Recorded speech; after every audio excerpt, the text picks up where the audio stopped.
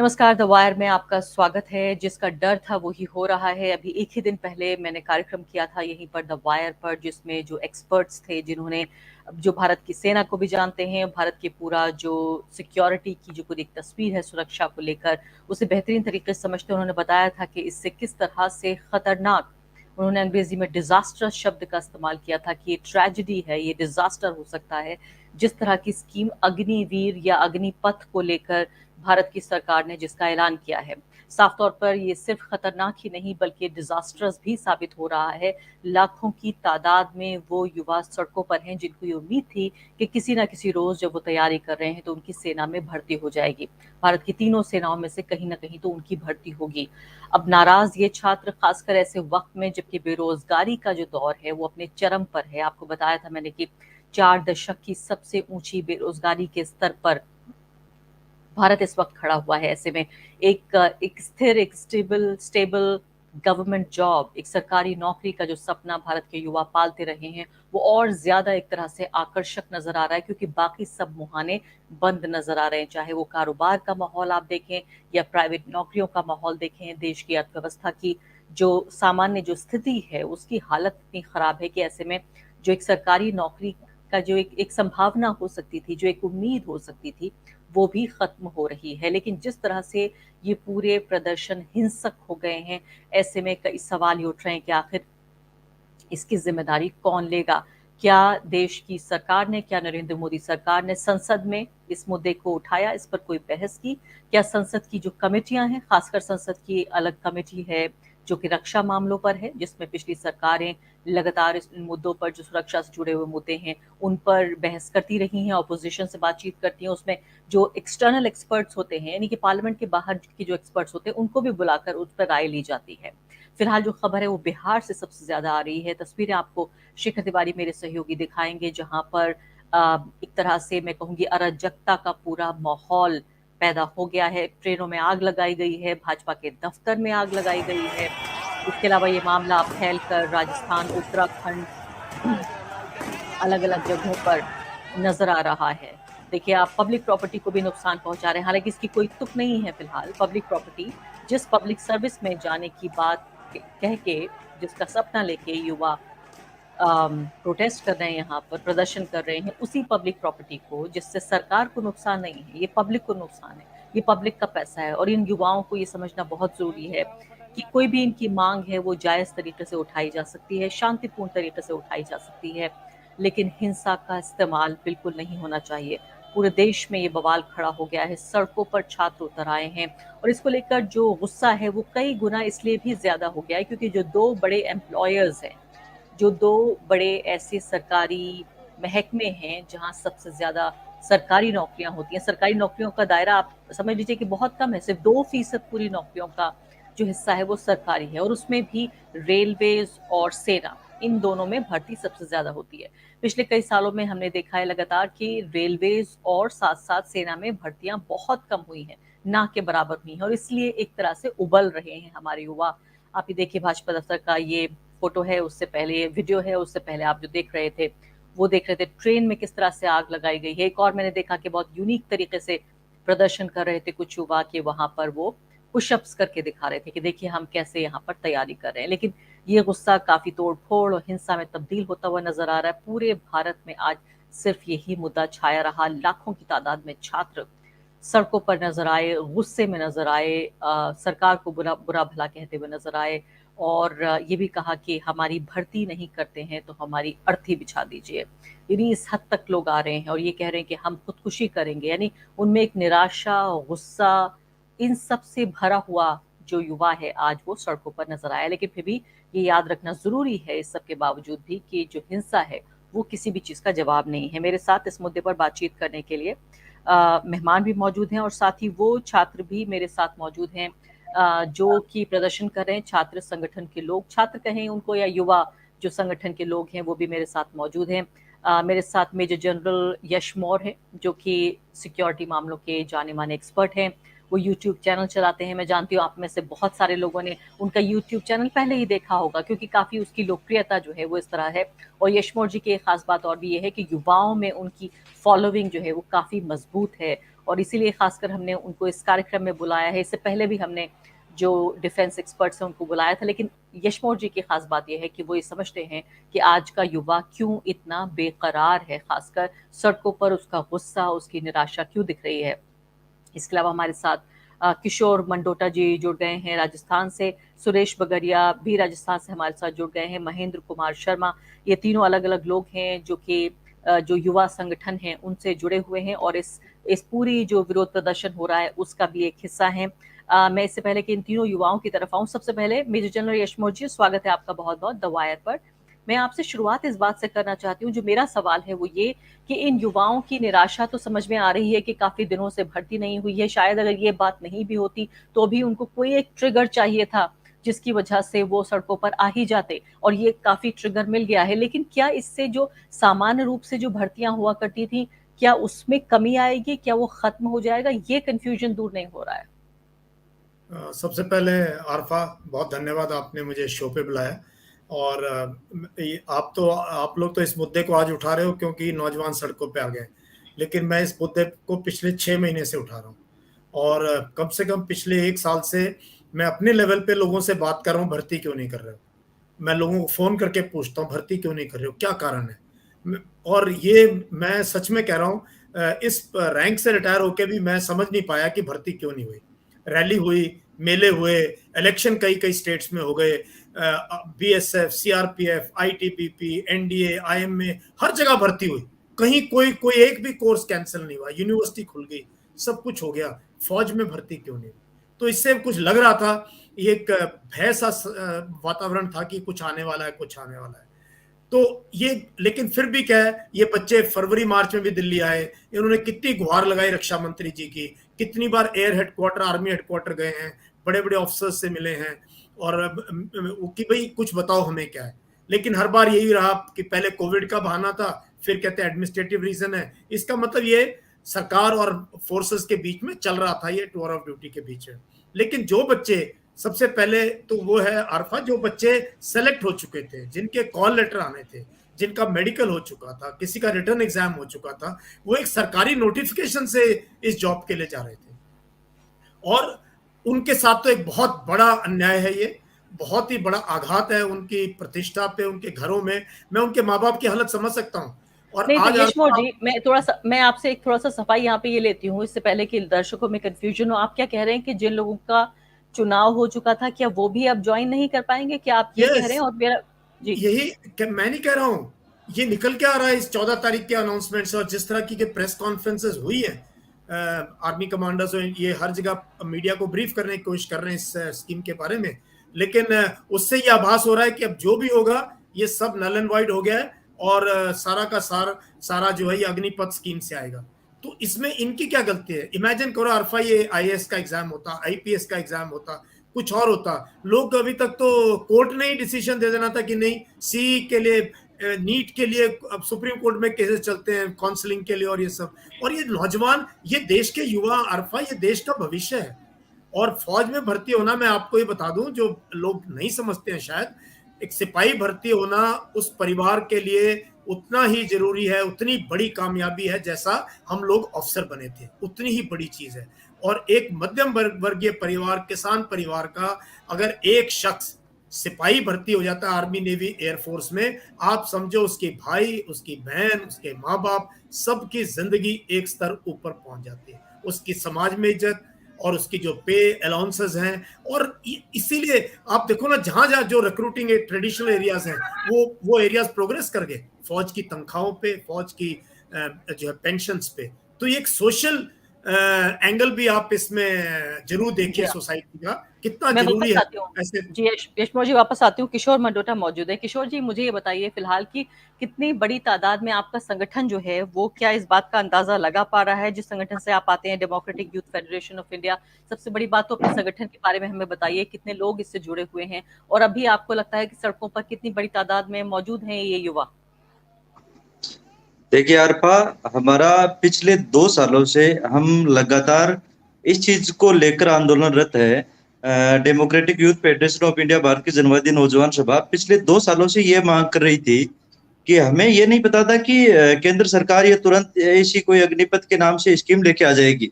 हम इस चीज को लेके सड़कों पे थे इन 2 सालों में कि जो हर बार सेना भर्ती हर 6 महीनों से 12 महीनों से हर जिले में हो जाती है, वो नहीं हो पा रही थी।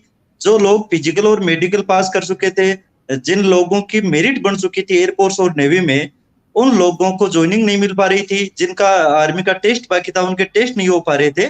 इन सारी मांगों को लेकर हम लगातार 2 सालों से सड़कों पर थे, चाहे कोरोना काल हो, उसके बाद का दौर हो। हमने लगातार केंद्र सरकार से मांग करी, हमने तहसील और जिला मुख्यालयों पर प्रदर्शन किए, हमने हर स्टेट में स्टेट लेवल के प्रदर्शन किए, लेकिन उसके बाद भी केंद्र सरकार पर कोई असर नहीं हुआ। आज स्थिति यह है, देखिए इस चीज को हमें यह समझना पड़ेगा कि पिछले 2-2.5 सालों से ये भर्ती बंद क्यों थी। इस चीज का हम लोगों को अब ये पता चला है। हमारी अलग मांगे थी, लेकिन केंद्र सरकार कहीं ना कहीं नौजवानों को इतना ज्यादा परेशान, बेरोजगारों को इतना ज्यादा परेशान कर देना चाहती थी कि वो इन भर्तियों को रोककर जो भी उनका टेस्ट होना था, जिनकी ज्वाइनिंग होनी थी, जिनकी मेरिट निकालनी थी, उन चीजों को रोककर नौजवानों को इस स्तर तक परेशान कर देना चाहती थी कि जो ये अग्निपथ के नाम से 4 साल की जो योजना ये लागू करना चाह रहे हैं आज, वो आसानी से लागू हो जाए। क्योंकि कहीं ना कहीं ठीक है, बेरोजगारी का दौर है, बहुत ज्यादा लोग नौजवान परेशान है, तो कहीं ना कहीं वो आसानी से इस चीज को स्वीकार इसलिए कर लेंगे कि वो 3-4 सालों से बेरोजगार हैं। वो इंतजार कर रहे हैं कि कोई भी भर्ती, अगर कोई भी परीक्षा, कोई भी छोटी मोटी नौकरी हमें मिल जाए। तो आरफा, सबसे बड़ी दिक्कत यही है हमारे नौजवानों के साथ भी, ये इस चीज में रह गए, इस केंद्र सरकार के भरोसे में रह गए कि वो इन लोगों को ज्वाइनिंग दे देगी। तो लेकिन किशोर जी, आप ये कह रहे हैं कि ये 2 साल से एक तरह की साजिश थी सरकार के बिहाफ पर कि उन्होंने भर्तियां नहीं की ताकि ये अग्निपथ स्कीम के तहत भर्तियां कर सकें। आप ये कह रहे हैं ये वजह है इसकी? हाँ, यही वजह है। लेकिन देश का नौजवान और खुद हम भी जो नौजवानों के अगुवा, जो संगठन के साथी हैं, जो नौजवानों के जो संगठन हमारा है, हम लोग भी इस चीज को नहीं समझ पाए कि वास्तव में सरकार के मन में चल क्या रहा है। हम लोगों ने भी कहीं ना कहीं यही सोचा कि ठीक है, मोदी सरकार धीरे धीरे सारी की सारी, आज 2014 के बाद में जब से मोदी सरकार सत्ता में आई है, 2 करोड़ रोजगार के सवाल के नाम पर, 2 करोड़ रोजगार देने के नाम पर ये जो सरकार सत्ता में आई थी, लेकिन एक नई नौकरी दे नहीं पाई है। देश के नौजवानों के बीच में, जो 10th और 12th करने के बाद में जिन नौजवानों के मन में एक सपना होता था, रेलवे और सेना 2 ऐसे सार्वजनिक उपक्रम थे, या जो 2 सार्वजनिक क्षेत्र थे जहां पर नौजवानों का एक सपना होता था कि हम सेना में भर्ती होंगे, हम रेलवे में भर्ती होंगे। लेकिन पिछले 4-5 सालों से जो रेलवे की स्थिति कर रखी थी, रेलवे को धीरे धीरे निजी हाथों में बेच रहे थे, रेलवे ट्रेनों को बेच रहे थे, रूट को बेच रहे थे। लेकिन उसके बाद में हम सेना के प्रति एक तरीके से युवा और देश का नौजवान निश्चिंत था कि सेना को तो कम से कम ये लोग सुरक्षित रख लेंगे, अपनी सुरक्षा के लिए ही, चाहे जो भी हो उनके मन में। लेकिन जिस तरीके से इन्होंने सेना का निजीकरण या ठेके पे देने का जो काम शुरू किया है, भारत की जनवादी नौजवान सभा DYFI इसका पुरजोर शब्दों में विरोध करता है। और हम सरकार से मांग भी करते हैं कि ये जो आपने काला अध्याय भारतीय सेना के इतिहास में लिखा है, उसको तुरंत हिसाब से तुरंत वापस लिया जाए, और जो पुरानी जो स्कीम है, नौजवानों के जो सेना की स्कीम थी, उसको लागू किया जाए। जो 2 सालों से जो पेंडिंग भर्ती पड़ी है, उसको तुरंत हिसाब से लागू किया जाए, यह हमारी मांग है। हमारे तमाम जिला हेडक्वार्टरों पर कल राजस्थान में इस चीज को लेकर एक प्रदर्शन भी बड़े स्तर पर किया जाएगा। जो कल किया जाएगा, नहीं ऐसा नहीं लगता कि जो अभी प्रदर्शन हो रहे हैं वो थम जाएंगे, क्योंकि आपका जो इरादा है वो इसको आगे बढ़ाने का है। महेंद्र कुमार, आप बताइए मुझे कि सरकार जो पूरा दावा कर रही है, इस पूरी जो दलील है उसके केंद्र में ये बात है कि हम युवाओं को रोजगार देना चाहते हैं, हम अपनी सेनाओं को का आधुनिकीकरण करना चाहते हैं। हमारे देश में जो युवा हैं, वो पूरा जो हमारे देश का जो चेहरा है वो युवा चेहरा है। आर्मी को हम चाहते हैं उसको भी एक यूथ प्रोफाइल मिले, एक चेहरा युवा मिले, इसलिए हम ये सब करना चाहते हैं। आपको नहीं लगता कि ये सब बातें देश हित में है? नमस्ते मैडम, सिर्फ ये तो दिखाने के हाथी के दांत दिखाने के ओर थे और खाने की ओर है। सिर्फ झूठी राजनीति की गई। ये तो ये भी कह रहे थे कि चुनाव से पहले हम 2 करोड़ रोजगार देंगे, ये भी कह रहे थे काला धन आएगा, वापस आएगा, ये भी कह रहे थे हम हर युवा को रोजगार देने में सक्षम होंगे। परंतु दिया क्या? हर चीज का आज निजीकरण कर करके, जिस तरीके से आज सेना के नाम पर जो युवाओं पर जो हमला हुआ है, आज मैडम पूरे देश भर में अगर आप ये पता करो कितने युवा आज सुसाइड कर रहे हैं, इससे बहुत बड़े संकट में युवा चला गया आज, जिसने 3 साल तक कॉलेज में एनसीसी किया है, जिसने 5 साल से भर्ती की तैयारी सुबह उठ करके जल्दी, हमारे गांव में बहुत ज्यादा सेना के प्रति और देश के प्रति युवाओं में इतना क्रेज था, परंतु आज जो गुस्सा फूटा है, ये अग्निपथ नहीं, ये युवाओं के भविष्य की अग्नि परीक्षा है, ये देश की सुरक्षा बलों की भी परीक्षा है। किस तरीके से डिफाइन करके बताए केंद्र सरकार की सुरक्षा की दृष्टि से आगे मजबूत रहेंगे हम। 4 साल के नाम पर निजीकरण कर करके देश के युवा के साथ ये छल है। राजस्थान की एसएफआई, डीएफआई कल पूरे राजस्थान भर में प्रधानमंत्री का विरोध प्रदर्शन करेंगे। हम नहीं चाहते कि निजीकरण हो। इन्होंने हर चीज का पहले रेलवे को ठेके दिया, हर चीज का ठेकेदारी प्रथा पर देना चाहते हैं। अब इनको सेना पर नजर पड़ी, पहले वो किसान की खेती भी ठेके पर दी। 700 किसानों के उड़ाने के बाद में इन्होंने किरकिरी हुई इन पर, फिर वापस माफी मांगनी पड़ी प्रधानमंत्री को। आज भी हम कह रहे हैं प्रधानमंत्री महोदय से, ये जो आप अग्निपथ अग्निवीर ये स्कीम लेके आए सेना के नाम पर, अगर ये वापस नहीं लेते तो बड़ा आंदोलन होगा। हम युवाओं को ये भी कहना चाहते हैं कि जिस तरीके से हम आंदोलन को किसानों की तरह शांति से लड़ना चाहते हैं, हिंसक रूप से हम आंदोलन नहीं लड़ना चाहते। महेंद्र कुमार, ये बताइए कि अभी जो फिलहाल सरकार कह रही है कि हम नई नौकरियां लेकर आ रहे हैं, इसमें पहले भी गारंटी नहीं थी। आपकी जो भावना है मैं उसका सम्मान करती हूँ, और आप सही बात कह रहे हैं कि लोग कई साल से तैयारी कर रहे थे युवा। अब ये कि 17.5 साल से लेकर 22 साल तक इस युवा को जब वो जाएगा अपनी सामान्य जिंदगी में, तो उसके लिए जाहिर है दुनिया बदल चुकी होगी। लेकिन आपको नहीं लगता कि इससे कम से कम अगर 4 साल के लिए भी भर्ती हो रही है तो एक नई संभावना खुलती है युवा के लिए, क्योंकि वो सरकार इसको इस तरह से एक एम्प्लॉयमेंट स्कीम के तौर पे, एक रोजगार के कार्यक्रम के तौर पर दिखाने की कोशिश कर रही है। आप इस बात से सहमत नहीं है?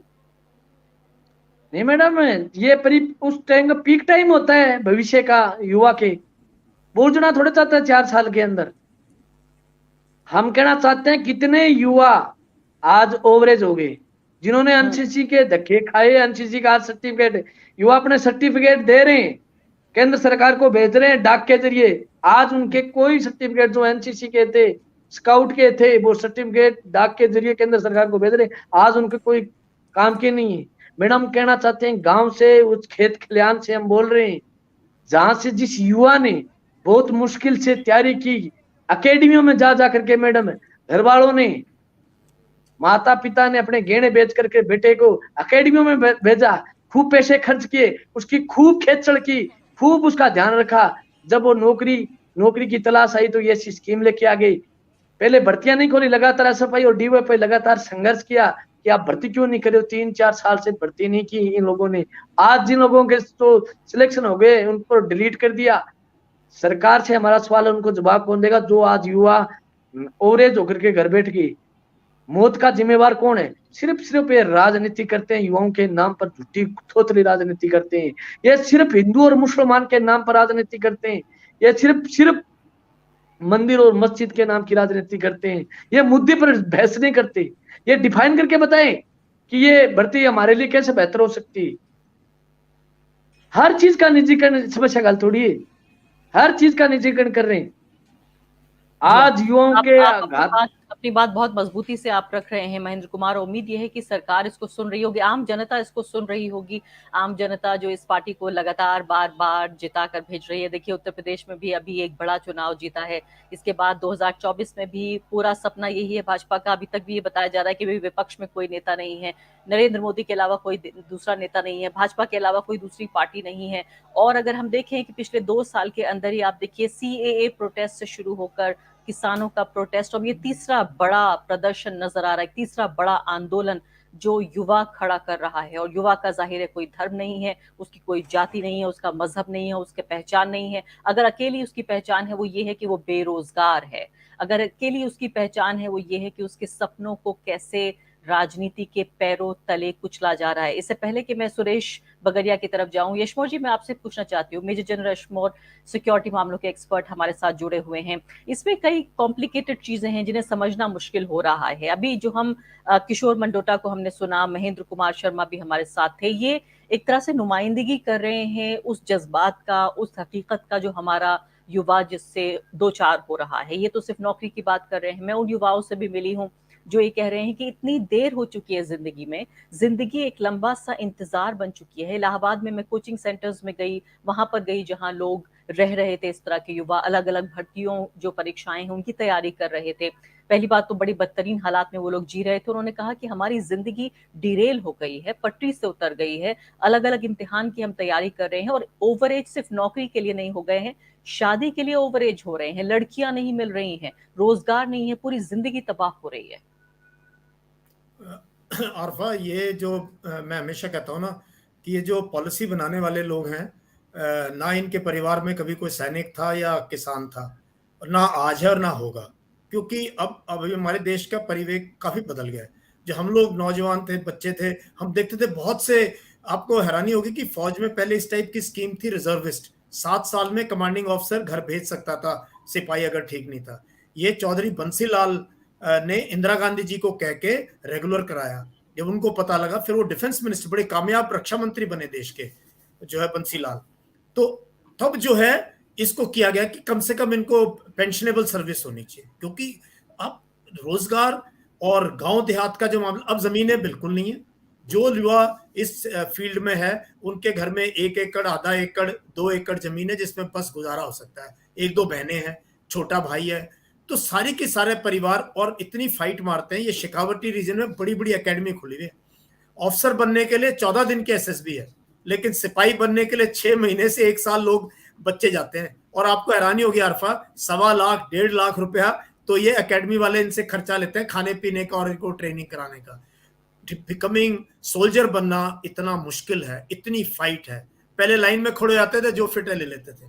तो अब आप सोचो, तो इनका एंग्स, पहले आप तो इनको जो 2.5 साल से जिनके साथ ये धोखा हो गया, उनके साथ मेरी सहानुभूति सब ज्यादा उनके साथ है। पहले आप उनको लेके आओ, फिर इस ऐसी स्कीम को ना आप ट्रायल करें। हमारे मामले बहुत जटिल है, हम इंडिया, हम सिंगापुर नहीं है, मलेशिया नहीं बसते। साउथ कोरिया का लोग एग्जाम्पल देते हैं, इसराइल, अरे भाई वो अलग डेवलप्ड कंट्रीज है, हम अंडर डेवलप्ड कंट्रीज है, जिस देश में 35% हमारी आबादी गुर्बत में रहती है, जहां पर एक सरकारी नौकरी आपकी जिंदगी बदल सकती है परिवार की। तो वहां पर फौज में ऐसी चीज ट्रायल पे लाए, टेरिटोरियल आर्मी में ले आए, या ऐसे 5-10 हजार बच्चों को लेकर ट्राई कर लें 2-4 साल, तसल्ली से करें तो सही, किसी चीज को एक्सपेरिमेंट करें, लोगों का फीडबैक लें। वो कुछ हुआ नहीं, अनाउंसमेंट हो गई बस की ऐसे ऐसे करने वाले। सो मुझे लगता है ये रोल बैक कर देनी चाहिए स्कीम। पहले उनको भर्ती करो जो पहले हम भर्ती करते थे, पहले उनकी कंप्लीट करो, उनको जो ओवरवेज है उनको रिलैक्सेशन दो एज का, जो इस सिस्टम में थे। फिर इस स्कीम का ट्रायल करो, इसको वापस लो और बात करो जनता से। सिपाही, पुराने सिपाहियों से पूछो, कोई नौकरी नहीं आरफा 4 साल के बाद, ये धक्के खाएंगे सड़कों पे, कोई कॉर्पोरेट इनको लेने के लिए तैयार नहीं। इंजीनियरिंग कॉलेज के बच्चों को तो नौकरी नहीं मिल रही कॉर्पोरेट में, सिपाही को ले लेंगे वो गार्ड खड़ा करने के लिए, जो कि सबसे, एक सिपाही के लिए बैंक में जब खड़ा होता है ना बंदूक लेके, मुझे बहुत बुरा लगता है कि ये है हमारा सिपाही जो इतना ट्रेंड सोल्जर होता है। सोल्जरिंग हथियार लेके खड़ा होना नहीं है। लोग सोचते हैं जैसे खड़ा हो गया डंडा लेके, कहीं हथियार लेके मोर्चे पे खड़ा है फायर कर, ऐसा नहीं है। 250 ट्रेड है हमारे पास, टेक्निकल ट्रेड, रडार्स हैं, कम्युनिकेशन सिस्टम है, टैंक्स हैं, बीएमपीज हैं, यूएवीज उड़ाते हैं। हमारा बहुत टेक्निकल काम है। एक सिपाही 7-8 साल में इस लायक होता है कि हम उसको कोई रिस्पॉन्सिबिलिटी दे सकें।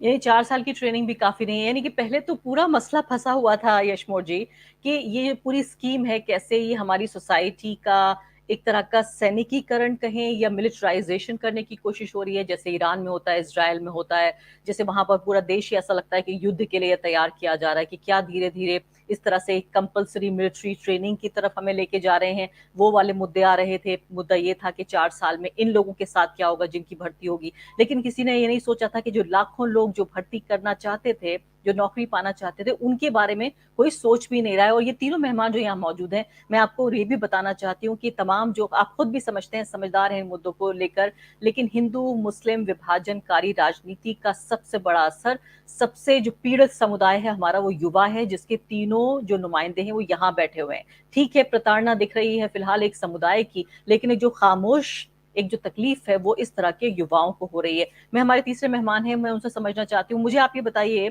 सेंगर जी कि आप इस पूरे मुद्दे को हम जो देख रहे हैं कि युवा जिस तरह से आर्टिकुलेट कर रहा है, हिंसा का जो इस्तेमाल कर रहा है, क्या आपको लगता है कि ये सही है? नहीं, हिंसा के बारे में तो कहीं भी सही नहीं है कि हिंसा हर जगह हो रही है। कहीं कहीं जहाँ बिना नेतृत्व के आंदोलन खड़ा हो गया वहीं पे कुछ हिंसा हो पाई है। आज जब हमारे इलाके की बात करें तो हम उस इलाके से आते हैं, शेखावाटी से, जिसके अंदर हर घर में फौजी है, जिसके अंदर सबसे ज्यादा फौजियों को तैयार करने के लिए एकेडमियां खुली हुई हैं। हर गांव के अंदर आप देखेंगे तो उस गांव के आपको चौक के अंदर शहीद की मूर्ति मिलेगी। हमारे गांव की आज की हालत देखें तो आज सारी जगह पे प्रधानमंत्री जी के पुतले फूके गए हर गांव के अंदर। हमारे शहर जो जिला मुख्यालय है वहां पर भी बड़ा प्रदर्शन हुआ है, कल उससे भी बड़ा प्रदर्शन होगा। सारा कुछ शांतिपूर्ण चल रहा है। ये जो कहीं कहीं की जो तस्वीरें आई हैं वो बिना संगठन के ऐसे नौजवान गुस्से के अंदर जल्दी आ जाता है, ये तो सही तो नहीं है। संगठित होने की और एकजुट होकर के जो किसान आंदोलन में जिस तरीके से धैर्य से जो आंदोलन चला था उसी तरीके की एक आंदोलन चलाने की जरूरत है। और हमें पूरा विश्वास है कि जिस तरीके से गांव के अंदर आज जो पुतले फूके गए हैं और जिस तरीके का जो विरोध देखने को मिला है वो संगठित होगा और कहीं ऐसी घटनाएं दोबारा नहीं होंगी। और ये आंदोलन भी उसी तरीके से आगे बढ़ेगा जिस तरीके से किसान आंदोलन बढ़ा था। और युवाओं को अपना जायज हक लेना आता है और वो जायज हक लेके रहेंगे। किशोर बंदोता ये बताइए कि क्या जो युवा अब सड़क पे आ गया है, जो पहले से ही निराश है, परेशान है, हताश है, बेरोजगार है, सपने उसके पैरों के नीचे सत्ता के कुचले जा रहे हैं, भविष्य की उसकी कोई उम्मीद नजर नहीं आ रही है, क्या ये जवान, ये नौजवान बाहर ये वापस चले जाएंगे? क्या आप सरकार से कोई ऐसा अश्योरेंस सरकार आपको दे सकती है जिससे आप वापस चले जाएं? देखिए, हमारी जो मांगे हैं, जो पहले दिन से सरकार को भी बताया है, हमने जो सरकार के प्रतिनिधि जो हमारे आसपास है, जैसे हमारे सीकर जिले के सांसद है, हमारी जहां तक कलेक्टर है, जिला कलेक्टर और सांसदों को हमने अपने स्तर पे ज्ञापन दिए हैं और उन लोगों से हमें ये आश्वासन मिला था कि आपकी जो मांग है, जायज मांग है, आपकी भर्तियां अगले देखिए पिछले मैं 1 महीने की बात बताता हूँ। पिछले 1 महीने में ये व्यवस्था जो स्कीम इन्होंने 2 दिन पहले लाए हैं, इससे पहले हमारे संगठनों के कम से कम 4-5 प्रदर्शन हमारे पूरे जिला लेवल पे राजस्थान में हुए थे। हमने सांसदों का घेराव का एक प्रदर्शन वो प्रोग्राम भी रखा था और तमाम जो सांसद है राजस्थान में 25 के 25 सांसद बीजेपी से चुन के आए हैं और उन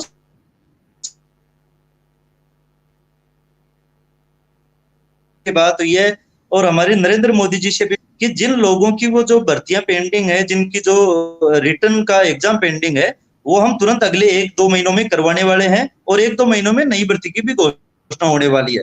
लेकिन हमें ये कहीं नहीं ये अंदेशा भी नहीं था और ये नहीं था कि ये वास्तव में मोदी सरकार ऐसी कोई अग्निपथ के नाम से स्कीम लेके आ जाएगी जो नौजवानों के जो सपनों पे एक ऐसा प्रहार करेगी कि नौजवानों को वास्तव में जो एक हिंसा का रास्ता जो अख्तियार कर रखा है कई स्टेटों के नौजवानों ने, वो करना पड़ेगा। हाँ, हम तुरंत हिसाब से कल ही घर पे बैठने के लिए तैयार है और वापस सारे के सारे नौजवान जिस खुद की तैयारी में, सेना की तैयारी में लगे हुए थे, कल भी जाने के लिए तैयार है। अगर गवर्नमेंट, अगर मोदी या जो भी रक्षा मंत्री हमारे जो सेना के अध्यक्ष हैं सारे के सारे, जिन्होंने ये आकर घोषणा करी थी कि हम उन लोगों को वापस उसी हिसाब से पुराने पैटर्न पे भर्ती करवाएंगे और जिन लोगों की जो रिटर्न बाकी थे उनको उसी हिसाब से पुरानी स्कीम के हिसाब से हम सेना में भर्ती लेंगे, हम कल घर पे चले जाएंगे। मैं कोई शौक थोड़ी है कि सड़कों पे बैठे नौजवानों को ये हिंसा पे उतारू होना पड़े या प्रदर्शन करे सड़कों पे आके। हमारी उम्र है कि एक हम सरकारी नौकरी की आज में पूरा तमाम देश का नौजवान है, तो हमें सरकारी नौकरी चाहिए। सरकारी नौकरी नहीं चाहिए तो हमें रोजगार की गारंटी चाहिए। अगर केंद्र सरकार, राज्य सरकारें देती है तो हम कल ही जाके जो हमारे एग्जाम की तैयारी करेंगे। हमारे पास टाइम नहीं है कि हम जाके सड़कों पे पुतले दहन करें या रास्ते जाम करें या ट्रेनों को रोके। किशोर, हमारे यहाँ यूट्यूब पे कई सारे लोग कमेंट कर रहे हैं, बहुत सारे। उसमें से एक ने बोला है कि अगर आपके पास रोजगार नहीं था अभी और सरकार अगर 4 साल का रोजगार दे रही है तो क्यों ना उसको स्वीकार कर लिया जाए, फिर देखी जाएगी।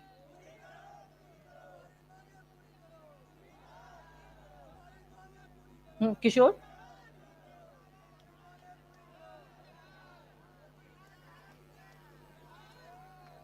हेलो जी बोलिए। जी, शायद नेटवर्क का इश्यू है, मैंने सवाल सुना नहीं आपका। क्या?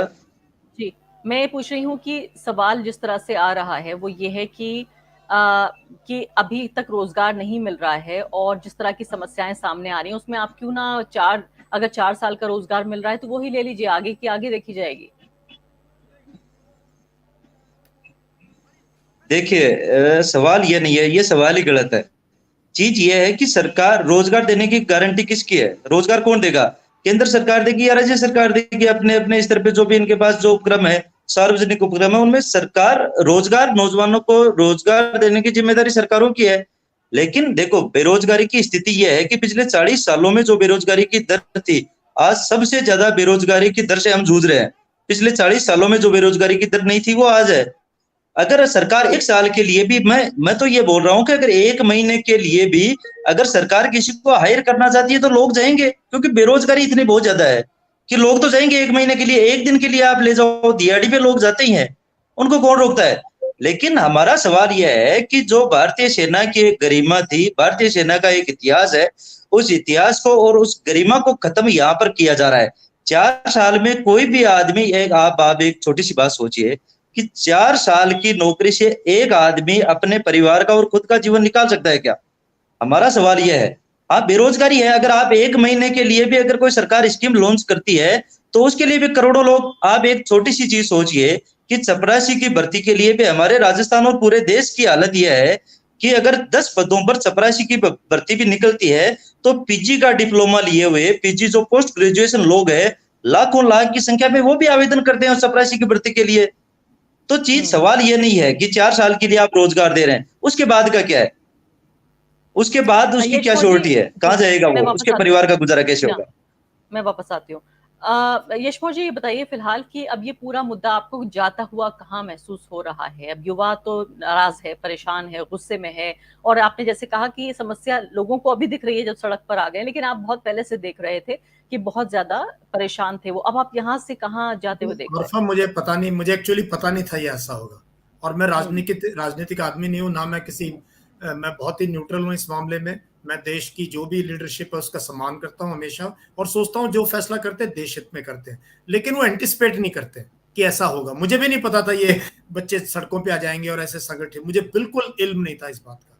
तो मैं चाहता हूँ कि अभी इसको कम से कम स्कीम को डीप फ्रीज में लगा दिया जाए और पहले उन बच्चों की भर्ती कर ली जाए जिनके कॉल लेटर, जो वो ज्यादा नहीं होंगे, 20-25 हजार मैक्सिमम होंगे जो इस प्रोसेस से गुजर रहे थे, और जो ओवर एज हो गए उनको रिलैक्सेशन दे दो, एक वातावरण बन जाएगा, फिर देखा जाए। फिर सब, जैसे आपने कहा डिफेंस कमेटी होती है पार्लियामेंट में, कुछ वेटरन्स को बुलाया जाए और फिर डिस्कस किया जाए। देश की फौज पूरे देश की है, ये देश की आन है, देश की शान है। इसके मुद्दे पर राजनीति नहीं होनी चाहिए, सबसे मिलजुल के काम करना चाहिए। तो मैं तो यही राय देना चाहूंगा। लेकिन एक बहुत अहम सवाल जो बच गया इस पूरे मामले में, जो कि प्रदर्शनकारियों से अलग मुद्दा है, वो ये है कि क्या समाज का मिलिटराइजेशन करने की कोशिश हो रही है? क्या उसका एक सैनिकीकरण करने की कोशिश कर रहे हैं कि ठीक है, इजराइल के मॉडल पे हम देश के युवाओं को एक युद्ध के लिए तैयार करेंगे? मैं ये नहीं मान रहा हूँ, ये सिर्फ था पैसा बचाना। पेंशन और पे बिल बहुत ज्यादा बढ़ गया, वो पैसा बचा के 1 लाख बच्चे ना अगर आप करो तो 1000 करोड़ रुपए बचते हैं। तो वो उन्होंने 1.5 लाख बच्चे नहीं लिए तो इतने करोड़ रुपए बच गए, जो कि बहुत छोटा अमाउंट है हमारे जैसे देश के लिए। वो बचा के मॉडर्नाइजेशन में डालना चाहते हैं। ये एक्चुअल मुद्दा ये है कि हमारा जो कैपिटल में जो खर्चा है, पे अलाउंसेस, सॉरी रेवेन्यू में पे अलाउंसेस आपकी वो ज्यादा बढ़ता जा रहा है, और फौज के मॉडर्नाइजेशन के लिए नहीं, बट उसके लिए हमें कहीं और से। तो ये है मुद्दा। मैं इसको नहीं मानता कि कोई फौज के जो वर्ड्स आप यूज कर रहे हैं, मतलब मुझे इसका उतना आइडिया नहीं। आप ऐसा नहीं समझते? I'd like to leave. Thank you. शुक्रिया, बहुत बहुत शुक्रिया आपके समय के लिए। महेंद्र कुमार, ये बताइए कि अब ये पूरा मुद्दा, 2 तरह के मॉडल सामने आ रहे हैं। एक तो ये है कि जिस तरह से हमने देखा पटेल समुदाय ने जो प्रदर्शन किया, पटरियां उखाड़ दी, हिंसा की, लेकिन दूसरी तरफ किसानों का मुद्दा भी था, हमने देखा उनका भी प्रदर्शन हुआ, किसानों का आंदोलन साल भर से ज्यादा चला। हमने देखा सीए प्रोटेस्ट हुआ, सीए प्रोटेस्ट में महिलाएं सड़कों पर बैठी रहीं, कितनी सर्दी गर्मी तमाम तरह की परेशानियों को झेलती रहीं, और ये दोनों ही एक तरह के कामयाब आंदोलन थे। अब आप लोगों की नजर में आपको लग रहा है कि आप एक लंबे रास्ते के लिए तैयार हो रहे हैं, या ये 3 दिन का गुस्सा है, निकल जाएगा? मैडम, ये हमारे भविष्य का सवाल है। ये बात 3 दिन की नहीं। हमें अंधेरा दिख रहा है, हमें देश की सुरक्षा के आगे भी अंधेरा दिख रहा है। हमारे भविष्य के आगे भी अंधेरा दिख रहा है। ये अंधेरा हमारे माँ बाप के उस सपने के आगे भी अंधेरा है, जिन्होंने हमें पाल पोस करके इतना बड़ा किया है। हम पीछे हटने वाले लोग छोड़िए, हम मजबूती से लड़ेंगे। जिस तरीके से भाजपा बारी बारी जो ये अलग अलग तरीके से पॉलिसी लाकर करके जो ये डिलीट करने का काम कर रही है, ये पूंजीपति लोगों को मजबूत करने का काम कर रही है। हर एक चीज कॉर्पोरेट को देना चाहती है। इसके खिलाफ ये लड़ाई हम मजबूती से लड़ेंगे, अहिंसा रूप से लड़ेंगे, शांति से लड़ेंगे, मजबूती से लड़ेंगे, तर्क से लड़ेंगे। लोग जाग रहे हैं, लोगों में समझ आ रही है, लोग एकजुट हो रहे हैं, लोग सड़कों पर आए हैं, हम जीत रहे हैं।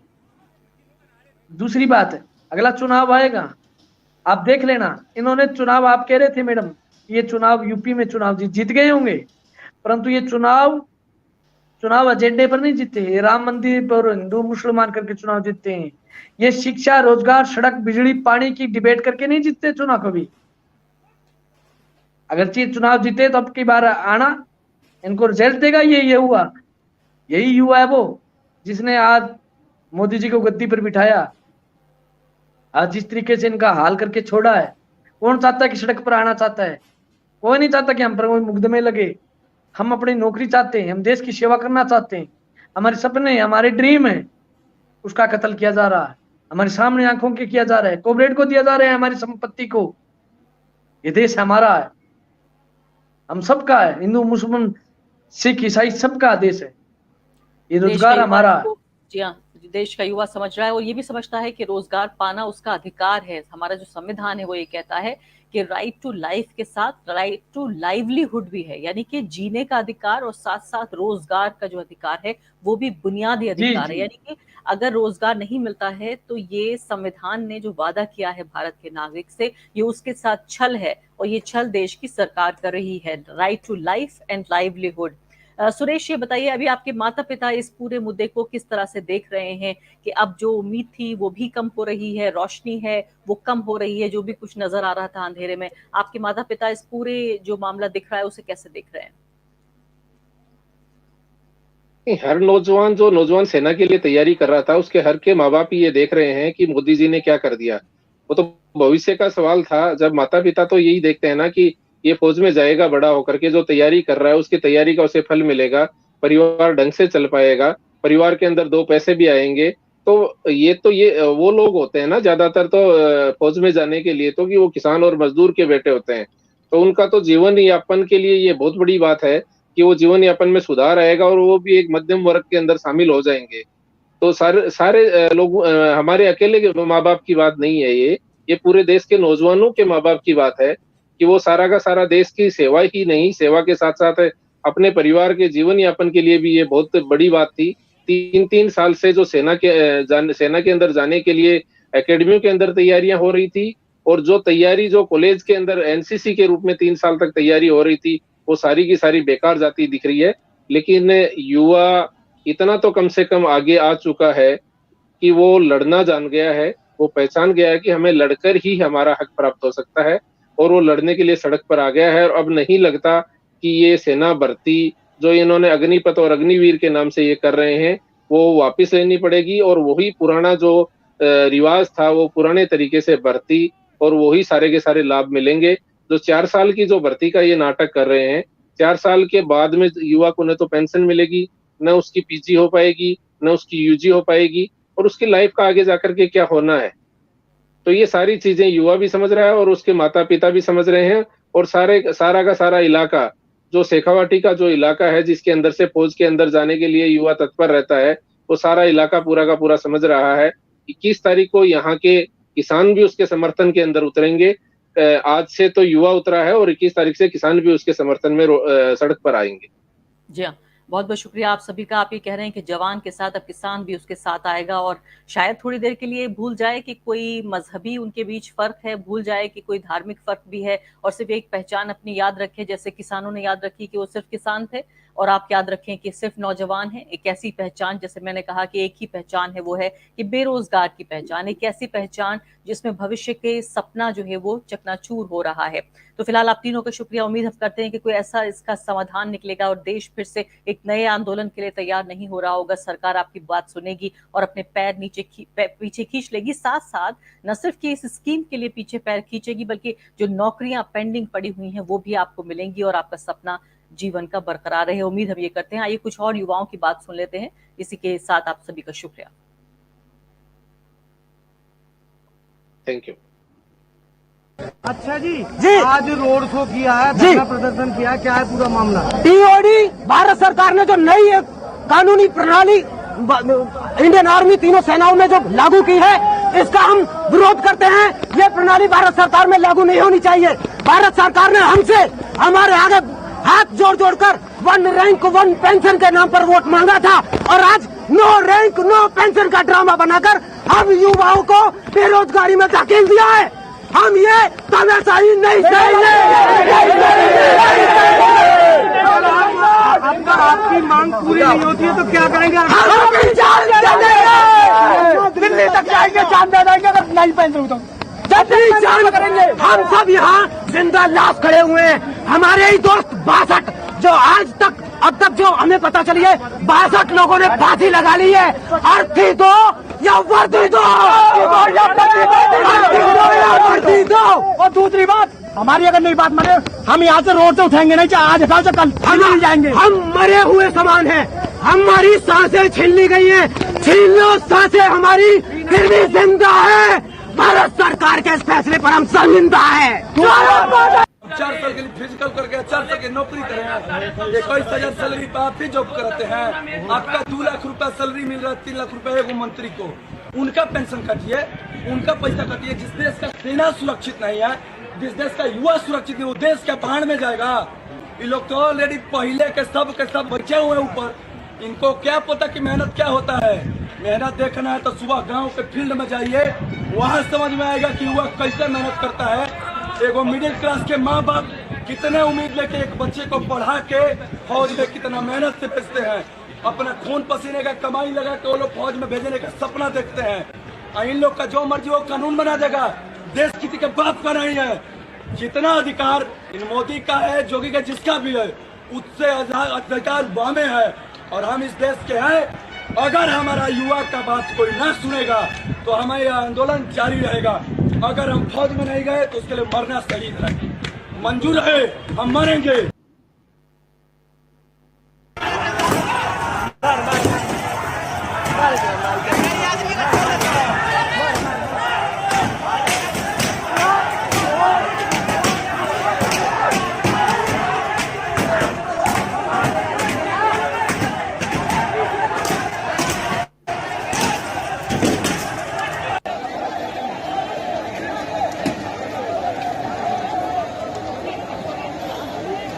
वो पटरी हटा दें अपने।